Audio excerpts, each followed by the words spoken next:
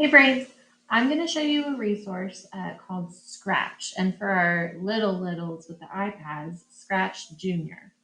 So if you're like me, something that you've seen as a problem to overcome in your classroom is a lack of problem solving. And Scratch has really done a fabulous job of being that tool that I needed when I needed it. So I went to a training this summer, and I did learn a bit about Scratch for sure, but it wasn't so much the coding aspect of it as how I could implement it in my classroom. So Scratch has proven to be a way for my kids in a safe place to solve a problem and think creatively because I tell them up front, listen, I don't have the answers. I'm not going to tell you how to code something. I'm not going to tell you what to do in this script. I'm just giving you a task to accomplish it. And that's your goal right now is to try and meet it. So, for example, when they log in, this is what they see on Scratch. Now, in Scratch Junior, that's an even more junior version of this program, and it's available on the iPads only. It's not on our Chromebooks. But this is called a sprite, and your sprites can be changed or amended right here. Paint, surprise, upload. Let's choose a sprite. You can choose an apple or a cat, a button, a beetle. Um, and when I first did this with my students, I just kind of let them loose and I gave them a few minutes and a simple task. I said, I just wanted their sprite to move. So we clicked through a few of these things, how it says move. Every time you click that, see how our sprite is moving. You can amend this and make it say 100 steps. So you can see the distance is much farther. Okay. In order for anything to happen automatically, you're going to need a button to start it off, like right here.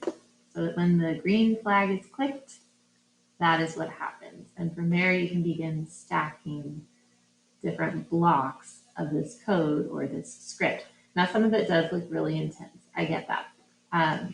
My students are 8 and 9 years old. They're in third grade. I tasked them with their most recent one was during an energy unit. And they needed to show me one form of energy, however they chose to do it, within Scratch. And this is what an 8-year-old did all on his own. I was so proud. I sent it to his mom. But he did the coding, he did the animation, he did the music, everything.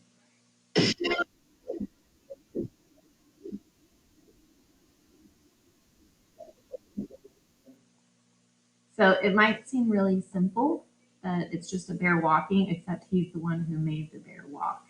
He's the one who added music. He spelled it, put the letters, all those things. So he did all that from just a blank canvas. Um, so there are different ways like that you could allow your children a safe environment for them to explore and mess up because that's the great thing is you can't solve this problem for them. They're going to have to think creatively. Now, there are many projects out there available that others have done, and there's also a lot of games that students have made. This is just one example, and they can click around, they can find different things. Students have played them before, like I don't know, colors of leaves, and so this looks like it's a poem.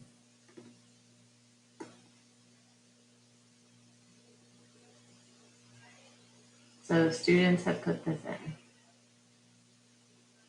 So there are many ways that you can utilize this in the classroom as a station, something to expand upon their learning and allow them those opportunities again in a safe space. There are also these cards. They're available in a physical form on Amazon. So I did purchase those, but honestly, I haven't used them much. I would just save yourself the $20 and use these if you're interested in trying them out. It'll give you tasks. So this first task is animate a name, and it'll give you these cards in any particular order. So colored clicker. All right, and then you turn it over, and this is how you get a letter to change colors or how to make a letter spin. So these are really good options too if you just want to tackle just a little bit at a time with the guidance of these cards. You could do that as well. So if you have any other questions, I encourage you to check out the program. I don't know that I can help you a ton in the world of coding, but I am learning more along with my students. And my students really are becoming the pros at this, which is what we want in the end. It's a very student centered experience, and that's what we're all about. So if you have any questions, I would love to help you. Give me a shout out. Otherwise, I encourage you to try this in your classroom and let me know if you have any success stories. I'd love to hear them.